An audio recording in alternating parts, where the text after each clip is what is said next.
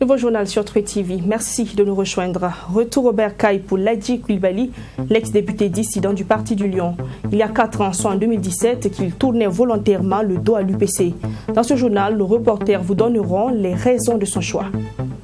Et puis le médiateur du Faso jugé un peu trop gênant par la communauté musulmane du Burkina Faso. La CMBF accuse Saran Sireme de vouloir mettre en place un bureau de transition de la CMBF. La structure demande au médiateur de prendre ses distances. Voilà pour le sommaire de ce 13h. Bonjour à vous. Pour commencer, le Premier ministre Christophe Dabiré a présidé le vendredi 12 mars la première session 2021 du comité d'orientation stratégique du programme d'urgence pour le Sahel du Burkina Faso. Les efforts consentis au cours de l'année écoulée ont permis d'enregistrer un taux d'exécution physique de 66,7% et un taux d'exécution financière de 45,34%. Je propose un extrait de la déclaration de Pauline Zouré, ministre déléguée chargée de l'aménagement du territoire et de la prospective au sortir de cette session. Prise au terme donc de ce COS, c'est donc la mesure portant allègement des procédures pour ce qui concerne les actions à mettre en œuvre donc dans le programme d'urgence qui sera reconduite, serait une mesure qui sera reconduite à travers un décret.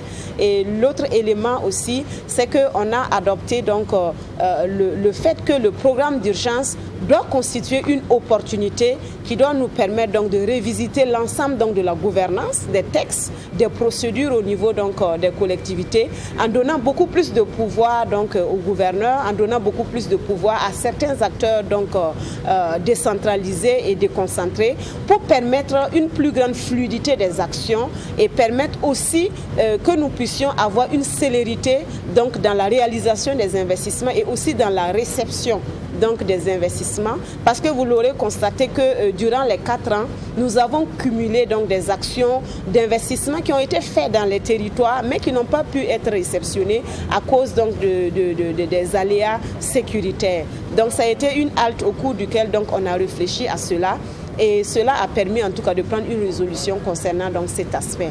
L'autre élément, c'est que les actions de sécurisation vont encore continuer crescendo, vont continuer à se renforcer à travers un plan spécifique de stabilisation que nous avons adopté et qui sera mis dans 2 communes pilotes, dont donc Djibo et Pobé Mengao.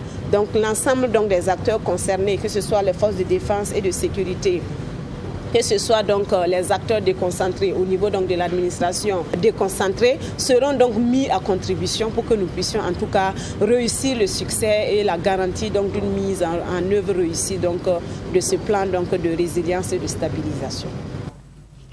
Après plus de 3 ans d'absence, il est de retour dans sa famille politique, l'UPC, l'Union pour le progrès et le changement. Ladji Coulibaly, l'ex-député dissident, puisque c'est de lui qu'il s'agit, a été accueilli à bras ouverts par le parti comme un enfant prodigue qui revient au bercail. Accueil organisé samedi dernier au siège de l'UPC lors d'une réunion spéciale du bureau exécutif. Vous vous demandez certainement quelles sont les raisons d'un tel choix. Eh bien, Chérifia Nogo et Fatima Tanikema ont une réponse pour vous. C'est dans ce reportage. Il s'était écarté des rangs de l'Union pour le progrès et le changement UPC avec 12 autres militants le 4 octobre 2017. Il est désormais de retour à la maison. Lui, c'est l'honorable Ladji Coulibaly, ancien député de l'UPC. Selon lui, il est revenu pour que le Parti du Lion retrouve son rayonnement d'antan. Il faut toujours savoir revenir sur une situation après analyse, après ce que tu as vécu, après ce que tu sais. Et ça ressort d'un courage assez certain, d'un courage assez personnel. Et moi, aujourd'hui, j'ai pris la décision personnelle, sans autre considération, de dire que je reviens à la maison mère. Il faut le dire avec conviction, responsabilité et liberté. Je reviens encore pour souder et faire telle sorte que l'UPC ait son rayonnement d'antan, parce que vous savez combien de députés il y avait. À la question de savoir qu'est-ce qui avait motivé son départ, l'ancien député s'est voulu très clair. Si nous sommes partis, nous sommes revenus. C'est que peut-être c'est nous-mêmes qui avons réglé ça à notre niveau. et nous sommes revenus. Et ceux qui ont accepté aussi, ils ont compris aussi que oui.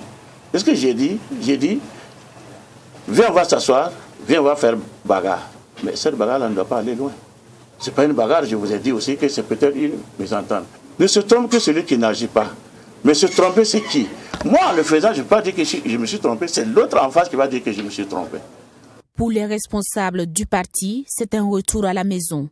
Cela sera l'occasion pour eux de repartir sur de nouvelles bases. Ce retour réaffirme les ambitions de ce parti dans le sens de la réconciliation nationale. Le frère Ladji avait émis le vœu de pouvoir se réconcilier avec la famille mère qui est l'UPC. Il en a fait donc la démarche et aujourd'hui, le président a souhaité qu'on puisse se retrouver et qu'on puisse donc repartir sur de nouvelles bases. Et cela suppose donc que son retour a été agréé. Et il fait donc lui et toute sa délégation qui avait un temps quitté le parti sont revenus à la maison. Ils sont donc, nous sommes fiers de les avoir avec nous ce matin. Et nous pensons qu'ensemble, nous pourrons aller de l'avant. Une réconciliation nationale qui doit commencer à l'interne, a laissé entendre les responsables du Parti du Lion. L'UPC s'est dit ouvert à tous ceux qui étaient des leurs et qui souhaitent revenir pour que l'UPC redevienne fort. Le Faso autrement, le Rassemblement pour un sursaut républicain RSR et l'Union nationale pour la démocratie et le développement UNDD, parti fondateur de la coalition pour la démocratie et la réconciliation nationale CODER, donnent leur point de vue sur le processus de réconciliation nationale. Ils ont tenu une conférence de presse le vendredi 12 mars sous le thème « Réconciliation nationale au Burkina Faso, un point de non-retour ». La substance des échanges avec Abdourahim Tabsoba et Nili Tabsoba. Le Burkina Faso a besoin d'un sursaut patriotique qui ne prenne pas en compte les différences et les ambitions personnelles, mais plutôt les enjeux et le bien-être collectif. Raison pour laquelle les membres fondateurs de la CODER ont, au cours de ce rendez-vous avec les médias, salué la création d'un ministère en charge de la réconciliation nationale et la nomination de Zéphirin Diabré à ce poste. Ils invitent cependant le président du Faso à rester dans le droit fil de ses engagements en entamant le plus tôt possible les plus larges concertations. Que le président Kaboré, qui a déjà fait un effort considérable en acceptant de faire de la réconciliation nationale la poutre essentielle de son programme, qui ne reste pas en retrait. Il ne faut pas qu'il se cache derrière le ministre d'État. Là. Le ministre d'État a expliqué sa fonction lui-même. C'est le président Kaboré qui est le ministre de la réconciliation nationale. Qu'il ait le courage de prendre les actions nécessaires pour pouvoir respecter. Et c'est celui qui a promis aux Burkinabés qu'en 6 mois, le problème allait régler, les exilés allaient rentrer. Pour la CODER, bien que la justice soit au cœur de ce processus de réconciliation nationale, la justice classique n'est pas la solution pour la réconciliation des Burkinabés.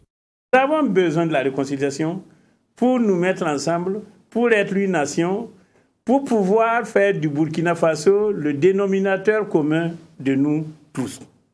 Donc, j'ai dit encore une fois, la justice a sa place, comme Maître Herman l'a expliqué, mais ne soyons pas dans un carcan qui dit qu'il faut utiliser la justice classique. La justice classique ne nous amènera pas au bout de nos peines.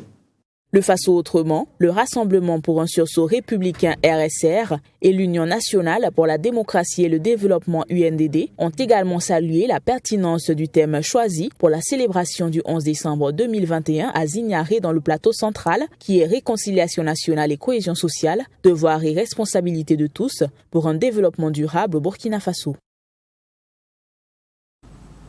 Dans la suite de ce journal, la communauté musulmane du Burkina Faso, CMBF, dit non à l'intervention du médiateur du Faso dans la crise que traverse la communauté. La CMBF accuse Saran Sérémé de vouloir mettre en place un bureau de transition pour résoudre la crise qui secoue la structure depuis quelque temps. Samedi dernier, lors d'un point de presse, la CMBF a donc mis en garde le médiateur du Faso. Les détails de cette conférence de presse avec Fatima Tanikiema. Pour avoir conduit la médiation dans le cadre de la résolution de la crise qui secoue actuellement la communauté musulmane du Burkina Faso CMBF, Saran Sérémé, médiateur du Faso, est accusé de vouloir mettre en place un bureau de transition de la CMBF. Les premiers responsables de cette association l'ont fait savoir à la presse ce 13 mars, avant de mettre en garde cette dernière. Selon eux, aucun président d'institution n'a le droit de s'immiscer dans la gestion d'une association. C'est pour cela que nous tenons à prendre l'opinion nationale et internationale à témoin que nous ne sommes pas impliqués de près ni de loin dans de telles démarches et qui pourraient mettre en péril les acquis de la communauté musulmane du Burkina Faso. Nous rappelons que l'organisation et le fonctionnement de la communauté musulmane du Burkina Faso sont régis par des textes qui font du congrès ordinaire un passage obligé pour le renouvellement des instances au terme du mandat. La communauté musulmane du Burkina Faso souhaite organiser dans les plus brefs délais un congrès ordinaire qui permettra aux membres de cette association de choisir leur prochain président. Mais il n'est pas question qu'il y ait une main étrangère dans ce choix, selon le président actuel. S'il y a une défaillance, à ce moment, ils vont se lever à réparer, ça va être difficile. C'est pour ça, s'ils arrivent, ça n'est un seul jour comme les matins qu'on se réunit comme ça, tous les gens vont faire leur choix. Si c'est un journaliste qu'ils veulent que ce soit le président, ils prennent un journaliste. S'ils veulent un commerçant, ils prennent. S'ils veulent un marabout, ils le prennent. Comme la personne qu'ils veulent. Mais nous ne voulons pas, pendant 60 ans, à mon mandat maintenant, qu'il y ait une institution qui se permet de chercher quelqu'un pour mettre un comité. C'est difficile. Cette conférence de presse a permis au bureau exécutif sortant d'égrener quelques acquis de son mandat durant les 5 dernières années, notamment l'extension de la grande mosquée de Ouagadougou, l'ouverture de la radio communautaire appartenant à la CMBF, ainsi que les collectes de fonds qui ont permis de venir en aide aux personnes vulnérables du pays. Parce que prévenir vaut mieux que guérir, la jeune chambre internationale universitaire Ouaga Soleil a décidé de sensibiliser sur la dangerosité de certaines maladies. C'est à travers donc une conférence publique donnée samedi passé à l'université professeur Joseph Kizerbo de Ouagadougou que le club a interpellé sur l'urgence de la prévention des maladies chroniques. La jeune chambre internationale universitaire Ouaga Soleil entamera bientôt une sensibilisation de proximité dans les rues et sur les réseaux sociaux sur la prévention de ces maladies. Abdourahim Tapsoba avec la voix de Samira Ouedraogo. Le diabète, l'obésité, les maladies cardiovasculaires, autant de maladies chroniques qui touchent les personnes de tout âge. La jeune chambre internationale universitaire Ouaga Soleil a initié à cet effet un marathon de sensibilisation afin de lutter contre ces maladies dangereuses. Un marathon qui a débuté depuis le 8 mars et selon la présidente exécutive de l'association, il est temps d'agir pour barrer la voie à ces maladies. La question du bien-être, c'est une question cruciale pour chacun d'entre nous parce que le bien-être va avec la santé intérieure et extérieure. Mais comment prendre soin de nous dans ce contexte où nous bougeons beaucoup, dans ce contexte où nous avons multiples choses à faire, parce que vous comprenez qu'actuellement les jeunes sont à la fois étudiants, entrepreneurs et professionnels. Donc comment dans ce contexte-là, on doit prendre soin de nous? C'est un contexte particulier que nous avons jugé ce contexte particulier. Donc nous avons voulu faire une campagne dans ce sens-là pour permettre à tout un chacun d'essayer de revoir son mode de fonctionnement, son mode de vie, parce que ces différentes maladies sont en hausse depuis un certain nombre d'années. Au Burkina Faso, le nombre de personnes atteintes du diabète et de l'obésité ne cesse de s'accroître et concerne toutes les classes sociales, selon la professeure Amina Ouedraogo, marraine du marathon. Elle a en effet prodigué des conseils aux différents participants et les exhorte à être des relais auprès de leur entourage. Je formule le vœu qu'au-delà de l'activité de ce jour, cette campagne continue, même dans les cadres informels.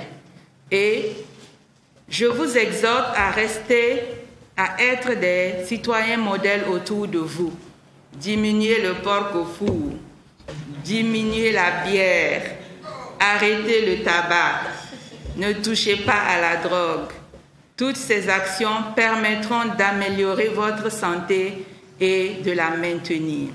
Ce marathon de sensibilisation organisé par la Jeune Chambre internationale universitaire Ouaga Soleil sur les maladies cardiovasculaires, l'obésité et le diabète est placé sous le thème « Ma santé, mon capital, j'en prends soin ».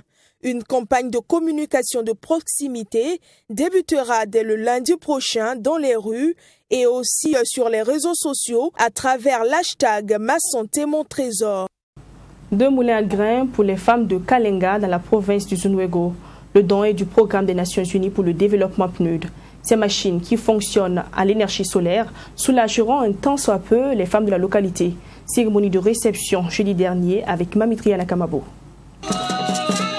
Des sentiments de joie et de gratitude animent les femmes de Kalenga ce 11 mars. Désormais, elles ne vont plus parcourir environ 20 km pour aller faire écraser leurs céréales.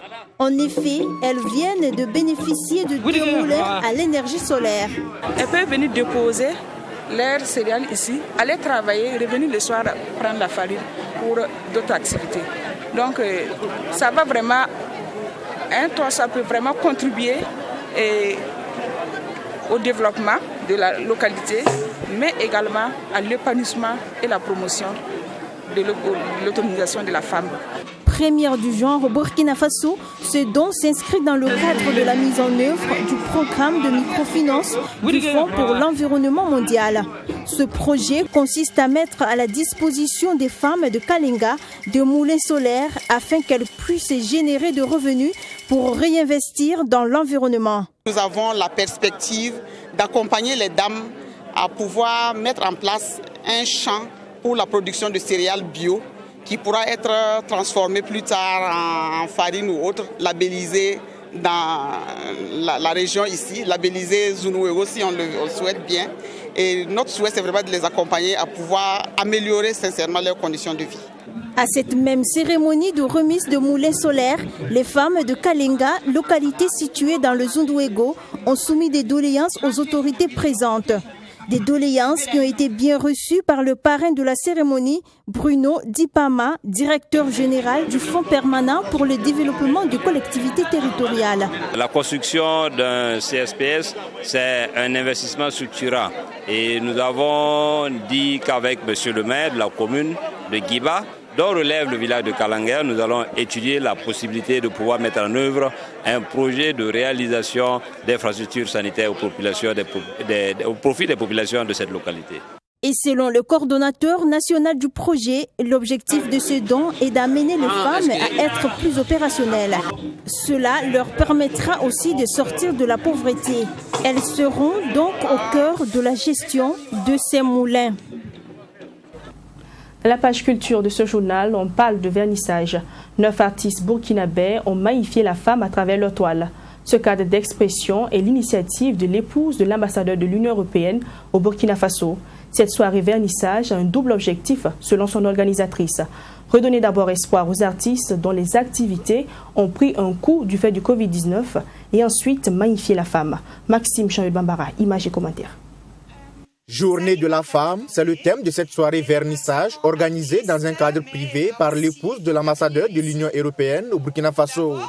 Alexandra Fetter, initiatrice de cette soirée, entend offrir un cadre d'expression aux artistes burkinabés impactés par la pandémie du Covid-19 et magnifier de ce fait la femme en ce mois de mars qui leur est dédié. On a réfléchi sur la situation des artistes ici et avec le Covid, c'était très difficile pour beaucoup de survivre. Et nous avons cette résidence vide et j'ai pensé c'est génial si on peut lancer un projet d'art ou une exposition. On a créé ça un peu ensemble autour de Journée de la femme et ça c'est aussi notre thème. Tous les artistes ont exprimé quelque chose autour de la femme. Au total, 9 artistes plasticiens, peintres, sculpteurs, dont 4 femmes et 5 hommes prennent part à cette exposition. Comme Salimata Kabouré qui a choisi la peinture pour exprimer ses inspirations à travers ses tableaux intitulés « Femmes au village »,« Femmes du monde » et « Femmes universelles ». Donc c'est la 3e version, donc c'est la femme qui regarde le monde, qui peut être n'importe quelle femme dans le monde, qui a envie de changer les choses dans le monde, mais en même temps elle n'arrive pas, donc elle se replie sur elle-même. C'est pour ça cette position. Mais elle garde l'espoir avec ce drap blanc. Makamsa Yago, artiste peintre, elle, magnifie la femme africaine et invite à la cohésion et au vivre ensemble à travers ses œuvres, Notre différence et notre force, Africanité, ainsi que le tableau intitulé Moi et mes démons. En fait, des démons, c'est nos esprits, parce que chaque personne a ses démons. Dans un sens, c'est pour dire que chaque personne a ses difficultés, a ses chances et tout. Et donc, sur ce tableau précisément, j'ai envie de faire appel à tout un chacun pour dire que nous avons tous des démons, mais on peut travailler à bien sûr canaliser nos démons et de savoir ce que l'on veut réellement dans la vie, quoi. L'artiste plasticien Zakaria Ouedraogo, dit Oza, quant à lui, décrit les réalités de la femme et invite à la réflexion dans la vie de couple dans ses œuvres Causerie, Femme battante et le couple. Il en est de même pour le sculpteur Burema Ouedraogo qui veut montrer l'importance de l'équilibre dans la vie de couple à travers son œuvre Équilibre. La liberté, l'équilibre et des enjeux entre les femmes et les hommes aussi. Bon, donc voilà pourquoi j'ai nommé la pièce L'équilibriste. Tu vois, quand il y a une sorte d'équilibre, je pense que ça marche dans les deux couples, en fait. Voilà pourquoi je dis l'équilibre un peu dans toutes ces choses données, quoi. Danse contemporaine, poèmes, musique ont également marqué cette cérémonie d'ouverture de ce vernissage qui prend fin ce week-end. Culture toujours et cette fois-ci une sortie discographique. L'artiste Général Yak a dédicacé la semaine dernière son premier single intitulé À nos soldats, une production musicale dans laquelle il est question de conseils et d'encouragement aux forces de défense quotidiennement au front. Ami Valiant, Nelly Tapsoba. À nos soldats, vous êtes des vaillants. À nos soldats, vous êtes des héros. À nos soldats, vous êtes des vaillants. À nos soldats, c'est le titre du premier single de l'artiste Général Yak. Un single chanté en français qui a pour but, selon l'artiste, de rendre hommage aux éléments des forces de défense et de sécurité, surtout pour ceux tombés sur le champ de bataille, les armes à la main. L'artiste veut également par cette production appeler ses frères d'armes à redoubler d'efforts dans la défense de la patrie. Le titre À nos soldats, c'est venu d'une inspiration, comme le présentateur le disait, c'est dû au fait que la nation traverse des difficultés et nous sommes tous secoués. Et je pense qu'il n'y a pas une famille qui ne connaît pas un corps habillé quelque part. Il n'y a pas un Burkinabé aujourd'hui qui va dire qu'il n'a pas un parent ou un connaissant ou un voisin qui est peut-être membre des forces de défense et de sécurité. Voilà que le pays traverse des difficultés. Et nous, les gens nous soutiennent à travers les manières, que ce soit dans le théâtre ou encore dans la musique. Mais nous-mêmes étant des éléments des forces de défense et de sécurité qui vivent la chose, parmi nous, nous avons des talents. Et j'en fais partie de ces talents aussi. Je fais de la musique. J'ai dit pourquoi ne pas apporter, en tout cas ma touche, pour essayer d'encourager. À en croire l'artiste, après ce single, un autre suivra avant un album complet annoncé pour les mois à venir. Et pour la promotion de cette œuvre, l'artiste compte sur ses mélomanes. Oui, ça va même pas tarder. Il y a ce qui doit accompagner pour vraiment dire merci encore à cette chanson qui vient de sortir. C'est lorsqu'on part en guerre. Et je vous le déclare déjà, ça va même pas faire longtemps. Vous allez peut-être le déguster. Voilà ce son. Ça va sortir bientôt. Et après cela, c'est juste le lancement maintenant de l'album qui est aussi fin prêt. Promotion de cette œuvre, je pense que nous comptons que sur la presse, je pense. Nous comptons sur vous. Nous allons faire les tours des télés et des radios pour pouvoir présenter l'œuvre. Né à Bérégadougou dans la région des Cascades, dans la Comoé, Sourabié Yacouba Djahi, alias Général Yak, a fait ses premiers pas dans la musique avec une chorale d'une église protestante à Bobo-Dioulasso. En 2011, il obtient le concours de la police nationale, ce qui l'obligera à suspendre momentanément sa passion pour la musique. Et c'est avec ce single À nos soldats, qui se veut une hymne à la victoire sur les forces du mal, que le sergent de police marque son retour sur la scène musicale. Général Yak, hommage à tous les soldats. Général Penta, courage. À nos soldats, vous êtes des vaillants. À nos soldats, vous êtes des héros. À nos soldats, vous êtes des vaillants. À nos soldats. Triste fin d'après-midi, le vendredi 12 mars à Abidjan, précisément dans la commune de Cocody. Un immeuble en construction s'écroule avec ses ouvriers sur des maisons d'habitation et des riverains. Ces accidents d'écroulement de bâtiments en construction sont malheureusement récurrents à Abidjan et interpellent plus d'un. Nyamba Kabri. Des engins à la manœuvre pour retrouver des personnes sous les décombres, sous le regard impuissant des parents sans nouvelles de leurs proches qui ont été surpris par l'écroulement d'un immeuble en construction à la rivière Anono, c'est 11 mars à Abidjan. On était là, un coup on a entendu un cri, nous tous on est sortis, c'est l'immeuble là qui est tombé, on a essayé de casser, de l'autre côté là, le bâtiment qui s'est tombé dessus là, on a cassé le bâtiment là, on a fait sortir des gens, on a cassé même tôle là en haut, on a fait sortir des gens en haut là-bas, bon jusqu'à présent il y a des gens qui se trouvent toujours en bas. Il était parti au travail, donc après en tant qu'État s'est tombé, donc petit frère de mon papa qui habite ici, donc il vient trouver qu'on dit mes neveux sont dedans, ils sont trois personnes qui sont dedans. Lui c'est mon petit frère, il y a son fils aussi.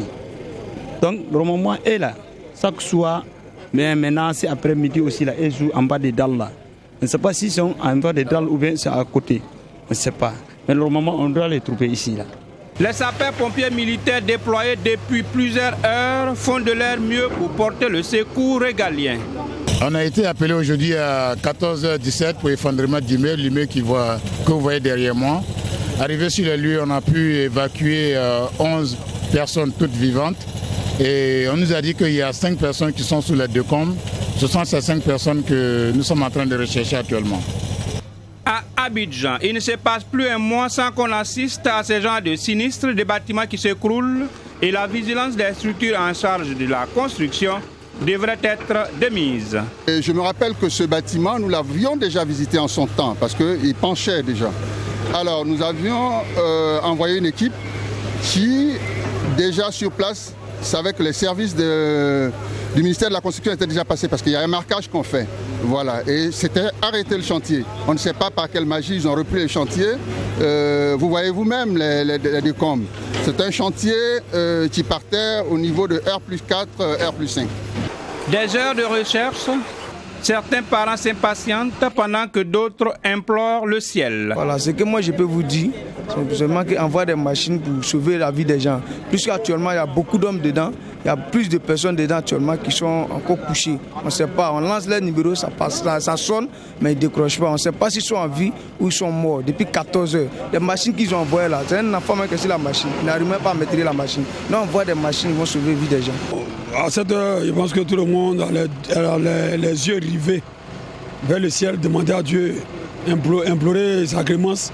Un triste accident dont les enquêtes situeront toutes les responsabilités pour que de tels sinistres des bâtiments qui s'écroulent se raréfient enfin désormais. C'est la fin de cette édition. Merci à vous qui l'avez suivi. Très bonne suite de programmes sur True TV. On se retrouve demain à 13h avec le même plaisir.